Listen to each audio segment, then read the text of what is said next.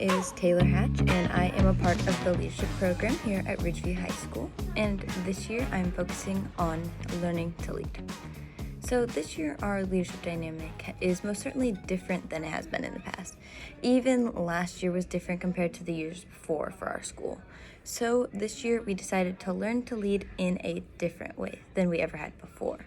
Rather than doing book work or just having leadership be a planning class, we decided to have guest speakers come and talk to us about how to lead and how to apply leadership to a bigger scope than just one class period. So far, one of our key speakers we've had is Klein, who is the leadership coach for the Fortune 500 company.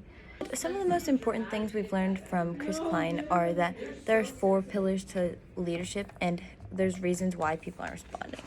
The primary emotions of people are that they want to be understood, informed, in control, and secure. And so that applies to leadership in every scope of the word, simply because if your students aren't responding to what you're doing, if you focus on those 4 things, then you'll know how to make them respond better. We've used that throughout many of our activities this year already, just by making sure that we make sure all groups of students are included, rather than just having like the jock kids go to football games. We're including more activities, we've had more carnivals, we've had greater outcomes. For example, this year's homecoming was one of the biggest we've ever had, simply because of the fact that we made sure that all of these students got involved and everyone was interested in what we were doing.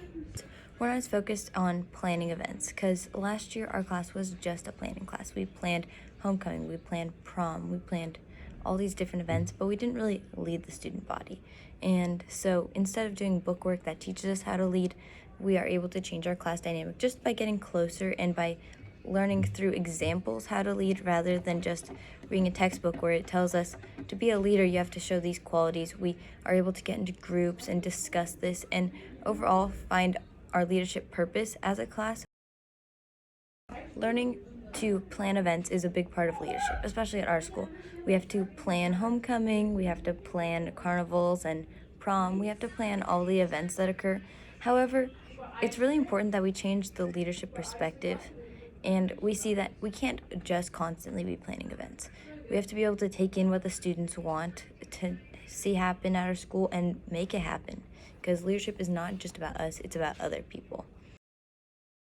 Like, one of the most important things about leadership is seeing others first. It shouldn't be about what would make you happy. It has to be about what would make the student body happy. As you can see through the pictures shown, like, our class is really close. We always do spirit activities together. We do the spirit days and everything. But we also need to focus on building our school up. Just having the student body see us as one unified group has really helped them to respect us more and for us to be able to work together as a team. We can see, like, our leadership is broken up into committees usually, but it's also important we just come together and find a common consensus. One of the most important activities we did was this year that we broke down our 7 principles of a highly effective team that our guest speaker introduced to us, which are, it spells out team PCL, but it's trust, execution, accountability, mindset, purpose, communication, and leadership. And we had to decide out of the first 6 which one is the most important value for leadership and an effective team. And we found that just depending on what group you got put into decided what consensus your group came to. And if you do this in your leadership class, you'll realize, like, everyone has their own perspective, and the most important part of this activity is listening to everyone's opinion, because even though you have to come to one consensus, what everyone has to say is really important. One other thing that really is important is just reaching out to your community, because that's where you learn the best qualities of leadership. We've found that even all of our guest speakers have come to people that are related to or that are friends of people in the leadership class, and they still have wonderful insights that we really wouldn't have had before. So we have, like, the mayor of Caldwell coming in a couple weeks to teach us how to lead, and he's the longest running mayor of Caldwell ever. So we're able to see how he's able to keep people happy and just how he's able to lead the entire community. And we also have had, like, Fortune 500 leaders come in. We've had just different leaders of small businesses in the community. Really, anything helps.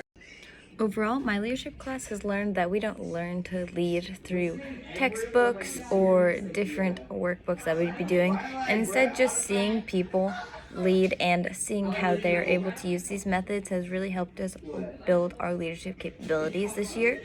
And so if you have any questions, feel free to reach out to me. My email is 11948@valleyview.org, and I would be happy to help you learn to lead in your classes, how to get guest speakers to come, or anything that would help.